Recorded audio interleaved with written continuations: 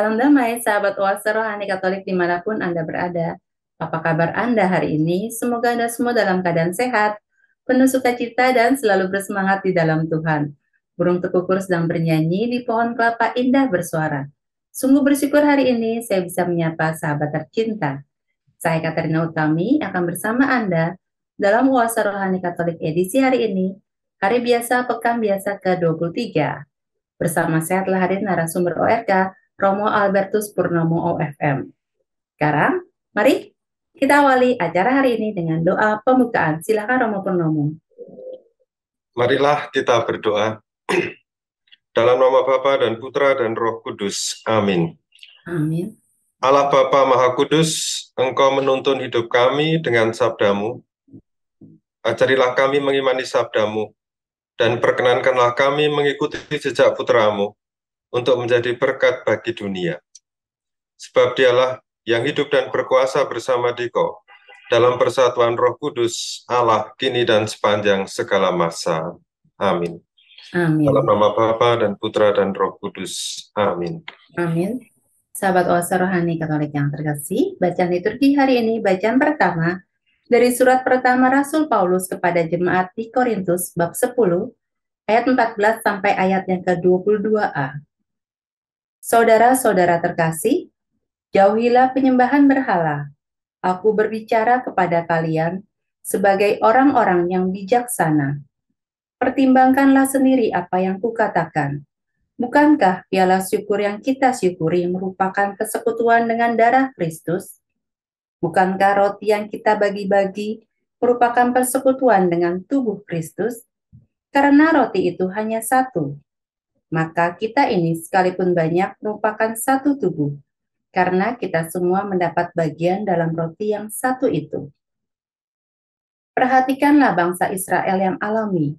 Bukankah mereka yang makan apa yang dipersembahkan mendapat bagian dalam pelayanan mezbah? Apakah yang kumaksudkan?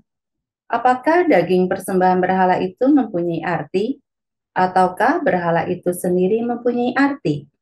Bukan. Yang kumaksudkan ialah apa yang mereka persembahkan itu dipersembahkan kepada roh-roh jahat, bukan kepada Allah. Dan aku tidak mau kalian bersekutu dengan roh-roh jahat. Kalian tidak dapat minum dari piala Tuhan dan sekaligus juga dari piala roh-roh jahat. Kalian tidak dapat mengambil bagian dalam perjamuan Tuhan dan sekaligus juga dalam perjamuan roh-roh jahat. Atau maukah kita membangkitkan cemburu Tuhan? Demikianlah sabda Tuhan.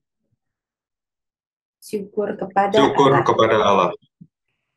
Marilah kita tanggapi dengan mazmur tanggapan refren. Aku mempersembahkan korban syukur kepadamu ya Tuhan. Aku mempersembahkan korban syukur kepadamu ya Tuhan. Bagaimana akan kubalas kepada Tuhan segala kebaikannya kepadaku?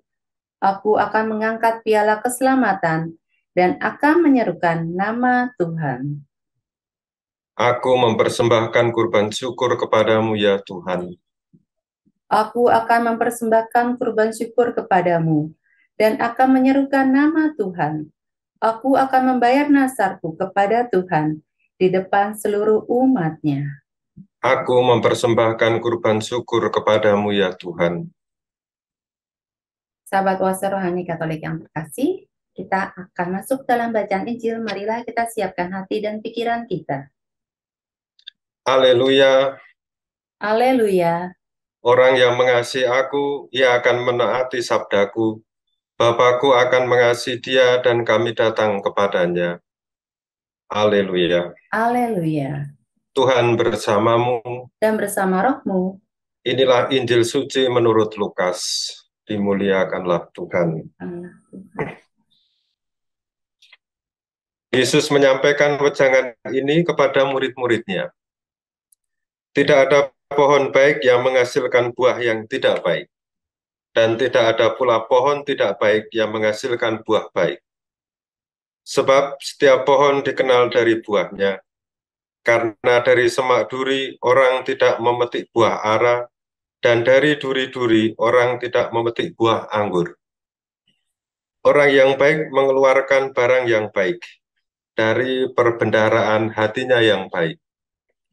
Tetapi orang jahat mengeluarkan barang yang jahat dari perbendaharaan hatinya yang jahat. Sebab yang diucapkan mulut meluap dari hati. Mengapa kalian berseru kepadaku, Tuhan, Tuhan, padahal kalian tidak melakukan apa yang kukatakan? Setiap orang yang datang kepadaku dan mendengarkan sabdaku serta melakukannya, aku menyatakan dengan siapa ia dapat disamakan. Dia itu sama dengan orang yang mendirikan rumah. Ia menggali dalam-dalam dan meletakkan dasarnya di atas batu. Ketika datang air bah dan banjir melanda rumah itu tidak dapat digoyahkan karena dibangun dengan kokoh. Sebaliknya, barang siapa mendengar sabdaku dan tidak melakukannya, ia sama dengan orang yang mendirikan rumah di atas tanah tanpa dasar. Ketika dilanda banjir, rumah itu segera roboh dan hebatlah kerusakannya. Demikianlah sabda Tuhan. Terpujilah Kristus. Sahabat Oase Rohani Katolik yang terkasih, kita akan masuk dalam permenungan sesi yang pertama. Romo pertemuan dalam sesi yang pertama ini Romo dalam surat pertama Rasul Paulus kepada jemaat di Korintus di ayat yang ke-14 ini Romo. Ini dikatakan bahwa saudara-saudara terkasih jauhilah penyembahan berhala Romo. Ini sesuai dengan konteks tema kita hari ini ya Romo Purnomo. Ya. Jadi memang di dalam bacaan pertama kita akan berbicara tentang penyembahan berhala ini. Dan bacaan pertama ini merupakan salah satu kutipan dari wejangan panjang Santo Paulus terhadap situasi yang menimpa jemaat Korintus pada waktu itu. Jadi memang kita perlu melihat konteks dari bacaan pertama supaya kita tahu duduk persoalan yang dihadapi oleh anggota gereja di Korintus pada waktu itu yang jumlahnya sekitar 100 sampai 150 orang. Jadi beberapa anggota gereja di Korintus itu memang awalnya sudah berjanji untuk mengikuti Kristus. Meskipun demikian, mereka itu masih mengikuti kebiasaan-kebiasaan agama sebelumnya, yaitu memakan makanan yang dipersembahkan kepada dewa-dewi mereka. Nah, memang kita perlu melihat sejenak seperti apa kota Korintus itu, yang sekarang itu terdapat di negara Yunani. Jadi kota Korintus itu adalah kota perdagangan. Dan banyak orang dari berbagai tempat datang ke situ, tinggal di situ untuk sementara waktu, dengan konsekuensi bahwa mereka harus mendirikan satu tempat ibadah untuk dewa-dewi mereka. Jadi di kota Korintus itu terdapat banyak agama. Jadi selain agama Yahudi, agama Kristen, juga ada agama-agama dari dewa-dewi lainnya ya. Bahkan di situ ada satu kuil yang terkenal, yang namanya kuil Dewi Afrodite, Dewi Cinta. Dan di situ terdapat, ya kita sebut semacam tempat pelacuran suci yang merupakan bagian dari kultus atau ritual terhadap dewa-dewi itu. Memang sangat kompleks. Dan situasi seperti ini memang menjadi godaan tersendiri bagi jemaat di Korintus. Ya kita bisa membandingkan lah, kota Korintus itu karakternya itu mirip dengan kota Jakarta ya, atau kota-kota besar lainnya. Setiap orang, setiap agama, setiap kultur, setiap ras kumpul jadi satu. Dan itu memiliki kompleksitas persoalan tersendiri. Nah, Paulus di sini mengatakan supaya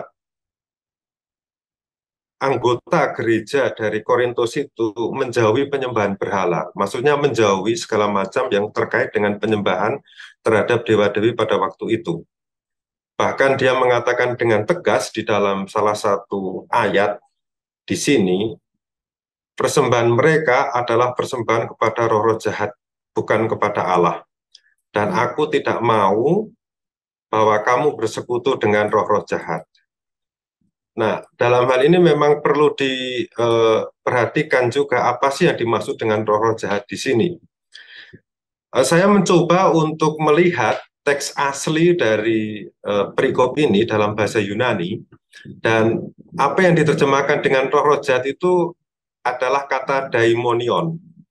Memang kata daimonion itu dalam bahasa sekarang ini cenderung kepada sesuatu atau roh yang negatif gitu ya, roh jahat dari kata demon dalam bahasa Inggris. Tetapi sebetulnya arti asli dari daimonion itu adalah suatu istilah yang ditujukan untuk roh-roh atau kita sebut sebagai makhluk antara. Makhluk antara itu juga maksudnya dia bukan sang pencipta, tapi dia juga bukan manusia gitu ya. Jadi roh-roh antara sang pencipta dengan manusia. Ya kalau dalam bahasa yang lebih populer bisa disebut dengan istilah dewa dewi atau roh baik atau roh jahat. Dan ini sangat populer ya di berbagai macam kultur agama, kita juga percaya ya ada namanya malaikat, ada yang namanya roh-roh jahat juga gitu. Jadi sebetulnya yang dimaksudkan di sini lebih jangan menyembah kepada dewa-dewi itu. Ya kita tahu ya dewa-dewi itu ada yang baik, ada yang jahat. Dalam kepercayaan mereka gitu. Dalam kepercayaan kita kan kita percaya kepada Sang Pencipta gitu. Nah, di sini Paulus mengkritik kebiasaan bahwa orang-orang itu juga makan makanan persembahan kepada dewa-dewi itu. Dan kalau sudah bersinggungan dengan kebiasaan-kebiasaan yang bukan dari gereja Kristen pada waktu itu, berarti dia sudah bersekutu dengan roh-roh tersebut, dengan dewa-dewi tersebut, dan biasanya mereka melupakan Sang Pencipta itu sendiri. Jadi persoalannya adalah ketika orang Kristen itu mulai ambil bagian, berpartisipasi dalam ritual agama lain, dia melupakan Kristus, dia juga melupakan Sang Pencipta. Ini yang dikritik oleh Paulus pada waktu itu. Jadi apa yang ditegaskan Paulus yaitu supaya jemaat di Korintus itu tidak bersikap mendua hati. Kalau memang memilih Allah dan Kristus, setialah pada pilihan itu. Kalau memang tidak mau memilih Kristus, ya sudah keluar saja dari anggota gereja. Jadi Paulus mengatakan kalau menjadi pengikut Kristus itu istilahnya itu yakin gitu ya. Jangan ragu-ragu gitu. Soalnya keraguan-raguan, kebingungan itu hanya malah menambah perjalanan menjadi pengikut Kristus tidak begitu ringan gitu ya. Jelas toh kalau orang ragu-ragu itu kan mau jalan berat itu ya. Karena bersikap mendua hati gitu. Tidak hanya dalam hidup keagamaan lah, dalam hidup berbisnis juga gitu, dalam belajar juga. Kalau namanya ragu-ragu itu malah menghambat orang bergerak maju gitu. Jadi sekali lagi Paulus mengkritik sikap bercabang hati yang dimiliki oleh jemaat di Korintus ini. Nah, itu intinya. Lalu kita juga harus melihat ya, apa sih pesannya gitu. Pesan dari bacaan pertama untuk kita sekarang ini. Dan memang bacaan pertama itu relevan untuk jemaat atau anggota gereja Kristen atau Katolik yang tinggal di kota besar, ya, seperti halnya Korintus, di Jakarta, di Surabaya gitu ya. Ya kita ini kan minoritas gitu ya, dan godaan banyak. Gitu. Jadi selalu ada godaan kuat yang untuk melenceng dari jalan yang kita pilih.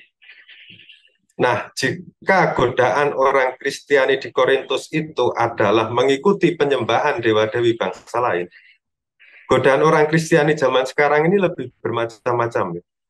Dalam arti dewa-dewinya itu sudah berubah. Seperti apa Ada contohnya nih, Romo uang, Purnomo? yaitu uang, gengsi, gaya hidup gitu ya. Dan ini kan bisa membuat hidup orang itu tidak lurus lagi. Misalnya uang itu kalau disembah itu membuat orang ingin korupsi terus. Kalau gengsi dan gaya hidup itu gaya hidup yang tinggi ya, itu disembah yang menjadi obsesi dalam hidupnya. Maka ada orang kecenderungan untuk berhutang, hutang terus sampai nggak tahu mau bayar gimana gitu. Juga tampil di media sosial gitu ya. Tampil boleh, tapi kalau menjadi obsesi, nah itu yang menjadikan ya tampilan di media sosial itu menjadi, katakanlah ya, itu menjadi berhala baru gitu. Ini tidak berarti bahwa menampilkan diri media sosial itu salah, itu tidak gitu ya. Orang harus tahu diri dan tahu batas saja. Nah, pertanyaannya adalah penyembahan berhala itu apa sih? Jadi yang dimaksud menyembah berhala itu adalah menyembah kepada sesuatu yang bukan Allah, menyembah kepada sesuatu yang bukan memberi kehidupan kepada kita, yaitu pencipta kita. Dan biasanya menyembah itu kan berarti menghormati kepada siapa kita itu bergantung. Nah, pertanyaannya adalah kepada siapa kita bergantung itu yang menjadi pertanyaan yang kita pikirkan sehari-hari gitu. Allah atau dewa-dewi modern. Jadi misalnya ya, kita bisa bertanya, apakah hidup kita sehari-hari itu tergantung dengan misalnya media sosial atau tidak? Memang kita perlu, tetapi tergantung lain lagi. Memerlukan iya, seperti halnya siaran ini ya. Ini kan menggunakan media sosial. Kita perlu gitu, tapi begitu berlebihan, maksudnya itu menghabiskan energi kita hanya untuk itu juga menjadi tanda tanya besar gitu. Misalnya juga Instagram. Instagram itu tidak salah, gitu. Tetapi kalau seluruh hidup itu hanya melihat Instagram terus dari pagi sampai sore kan tanda tanya juga gitu. Apakah hidup hanya untuk itu gitu? Nah, itu kan sudah menjadikan semacam berhala gitu. Atau main video game. Jadi banyak sebetulnya berhala ya. Ini salah satunya saja gitu. Nah, sebetulnya media sosial itu tidak jahat. Uang juga tidak jahat. Pengakuan diri juga tidak jahat. Tetapi yang jahat itu adalah, maksudnya itu tidak jahat, itu sesuatu yang baik.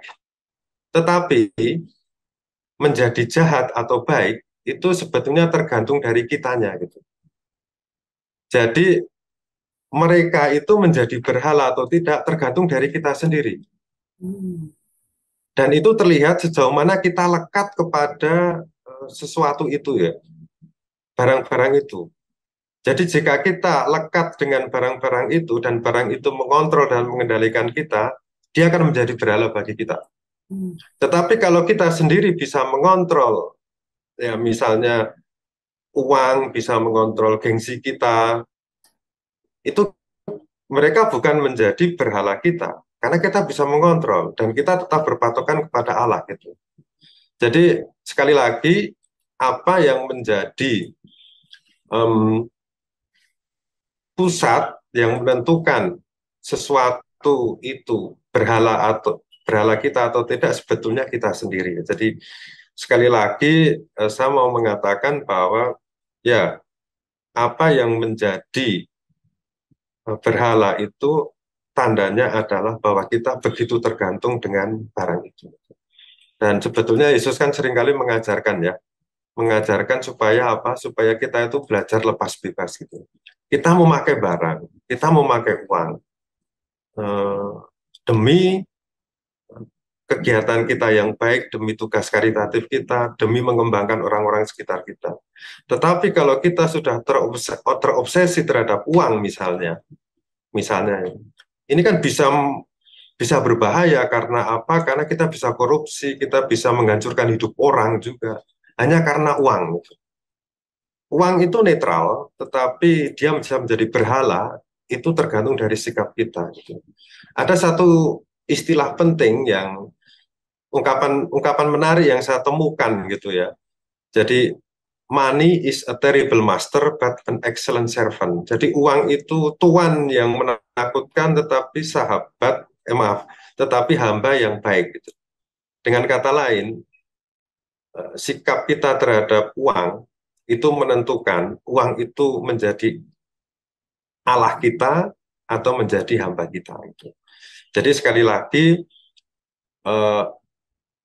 sesuatu barang itu menjadi berhala atau tidak tergantung dari kitanya sendiri menyikapi semuanya itu bagaimana. Jadi itu yang kiranya bisa kita dapatkan pesannya dari bacaan pertama. Ya, terima kasih Romo Purnomo, sangat menarik sekali. Di sini kita banyak dapat bahwa penyembahan berhala di zaman modern ini ternyata juga ada dalam bentuk-bentuk seperti tadi ya Romo, uang, Ya.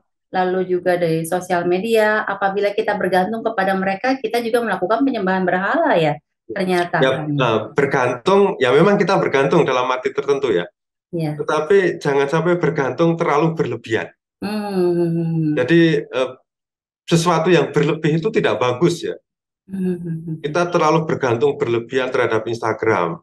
Sehingga Hmm. nanti ketika listrik padam gitu, kita tidak bisa ngecas, kita menjadi stres, kita Hmm. menjadi depresi karena tidak bisa eksis di Instagram. Ini kan Nah, banyak bahaya. ini yang seperti ini nih Romo. Ya, Memang banyak ini ada harap yang harap tidak. Jadi TikTokan mereka. TikTokan gitu. Jadi ketika tidak ada listrik, wah dia seperti sakau gitu ya.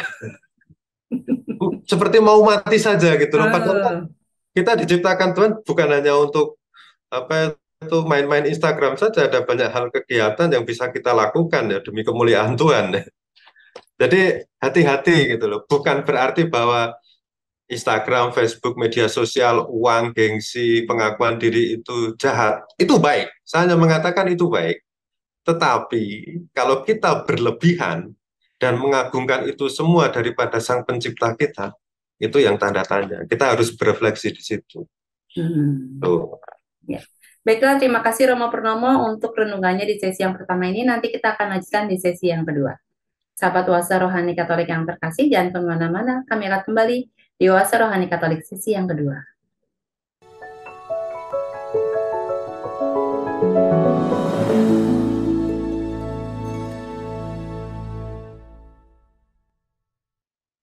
Sahabat Oase Rohani Katolik yang terkasih, terima kasih Anda masih bersama dengan kami, Oase Rohani Katolik, sesi yang kedua. Masih bersama dengan Romo Albertus Purnomo OFM dan saya Katrina Utami.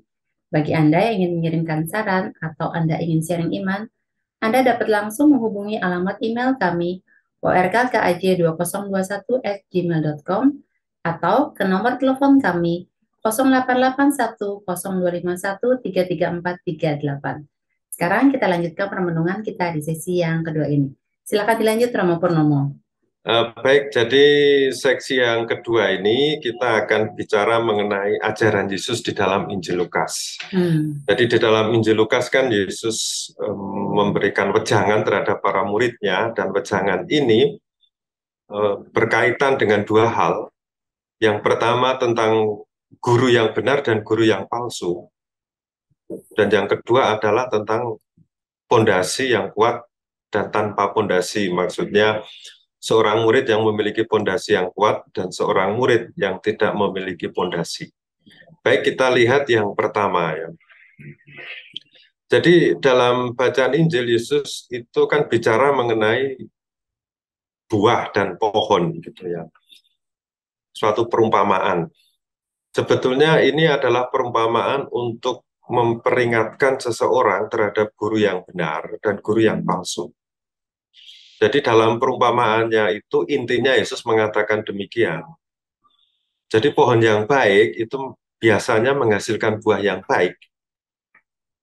Dan tidak ada dari tanaman yang tidak berbuah itu bisa menghasilkan buah. Jadi intinya buah yang bisa bermanfaat bagi orang itu ditentukan oleh kualitas pohon yang ada. Atau kualitas sebuah pohon diukur dari buahnya. Tentu saja ini kalau pohonnya itu memiliki buah, ya lain kalau dengan pohon beringin, ya, itu kan nggak ada buahnya. Nah, dan Yesus mengajarkan sesuatu yang menarik di sini ya. Orang yang baik itu pasti hatinya baik, dan orang yang jahat itu pasti hatinya jahat. Satu kata yang dikatakan Yesus di sini adalah ini. Orang yang baik mengeluarkan barang yang baik dari perbendaharaan hatinya yang baik. Dan orang yang mengeluarkan barang yang jahat dari perbendaharaan hatinya yang jahat, sebab yang diucapkan mulut itu meluap dari hati. yang diucapkan mulut itu biasanya meluap dari hati gitu. Nggak bisa berpura-pura ini ya Ya ternyata, nggak bisa Romo. berpura-pura gitu ya. Eh, dan kepura-puraan itu kan juga meluap dari hati itu. Maksudnya itu pasti orang yang suka menipu kalau berpura-pura gitu. Nah, jadi ini sebetulnya ajakan supaya para murid untuk selalu hati-hati terhadap orang lain. Memang kita perlu mengasihi orang lain, kita memperhatikan orang lain, tapi jangan lupa bahwa kita juga perlu berhati-hati terhadap orang lain demi keselamatan jiwa kita. Dan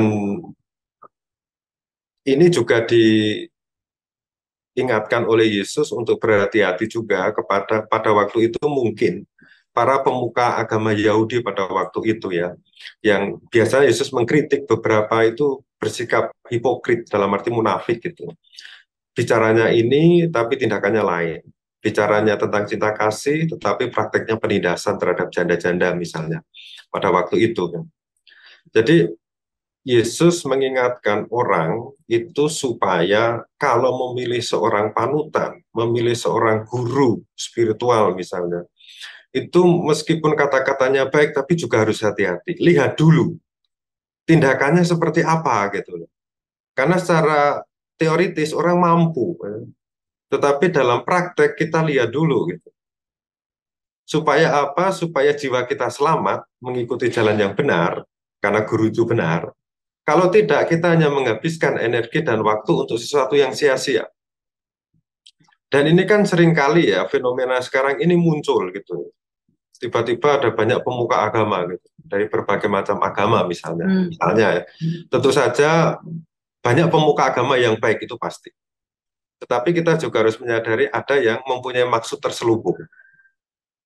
Tentu ini tidak banyak ya. Bukan hanya terjadi pada zaman sekarang, pada zaman Yesus pun juga ada hal semacam itu. Ada juga atau yang berbicara tentang sesuatu yang baik-baik gitu, tapi ujung-ujungnya hanya untuk meraih keuntungan finansial atau pribadi sendiri. Ada seperti itu ya. Dan itulah sebabnya supaya kalau kita mencari guru rohani yang baik, Yesus mengingatkan supaya hati-hati, lihat dulu apakah dia dalam praktek hidupnya itu menghasilkan tindakan yang baik atau tidak. Karena bagaimanapun juga output dari orang itu adalah tindakannya. Bermanfaat atau malah menjerumuskan orang. Dan ada banyak juga sekali lagi ya, orang ngomong kesederhanaan, ngomong Yesus yang miskin, ngomong Yesus yang menderita, tetapi hidupnya berlainan. Gaya hidupnya mewah gitu ya, tidak mau menderita itu. Ada semacam itu. Dan tentu saja ini bukan suatu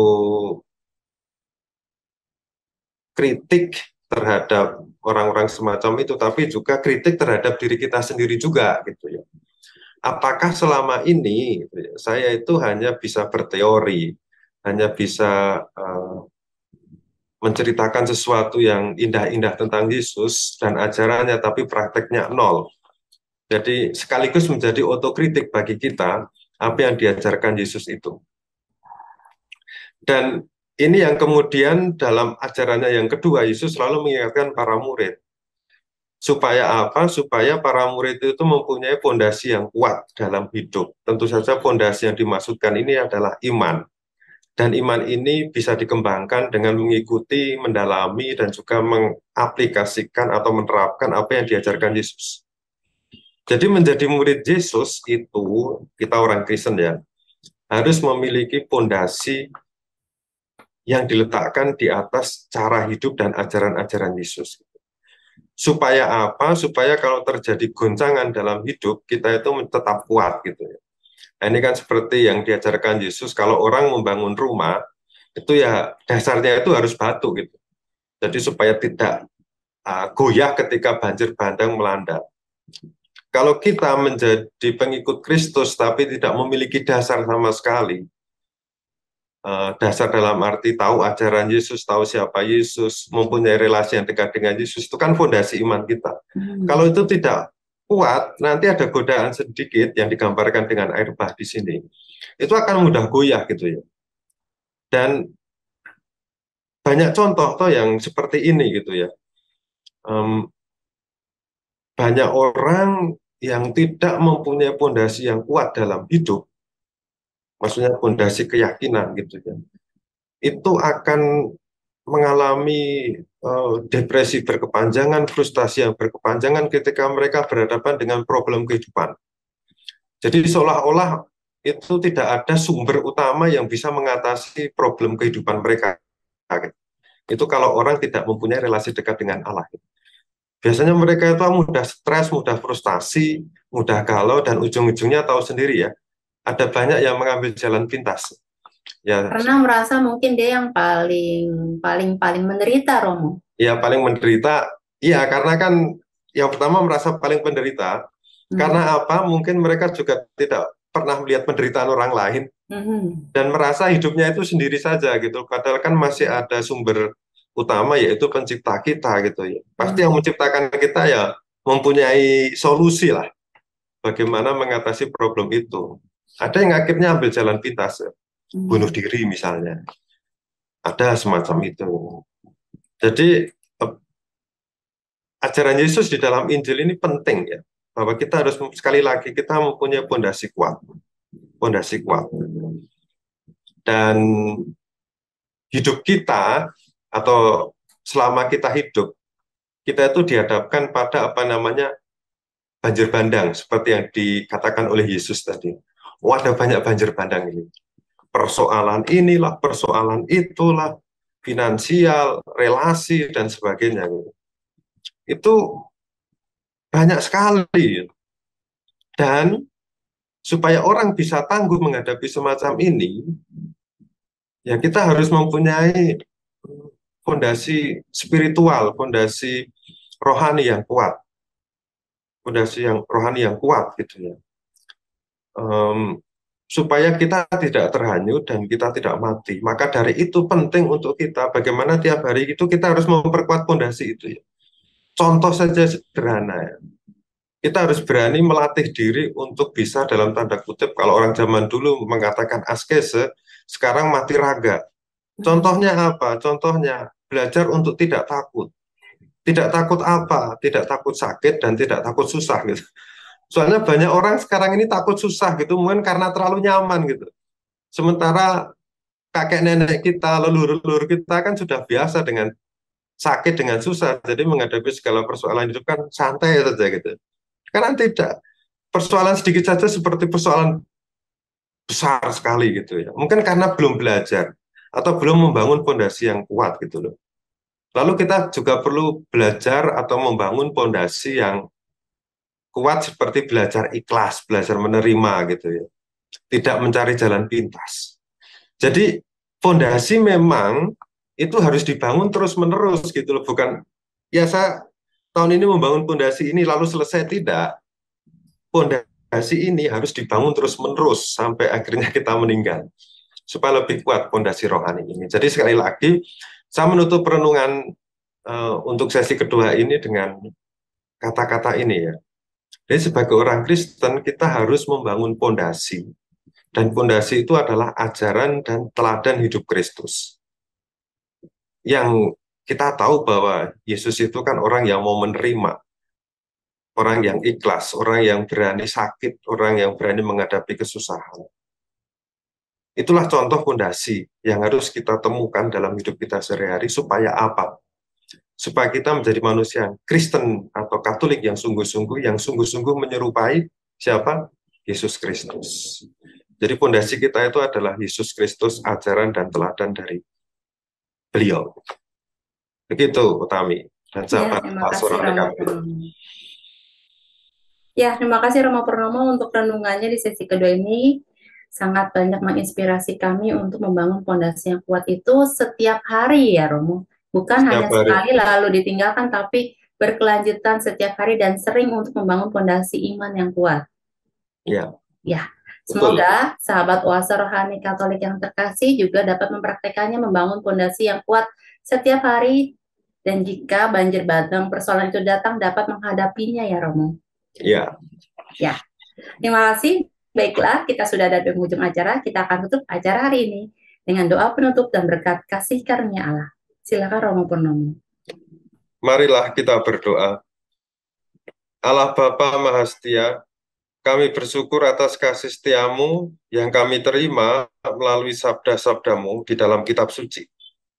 Bantulah kami mewujudkan kasih setiamu dalam setiap langkah laku hidup kami, dan tuntunlah kami menuju tahta kemuliaan-Mu dengan pengantaran Kristus Tuhan kami.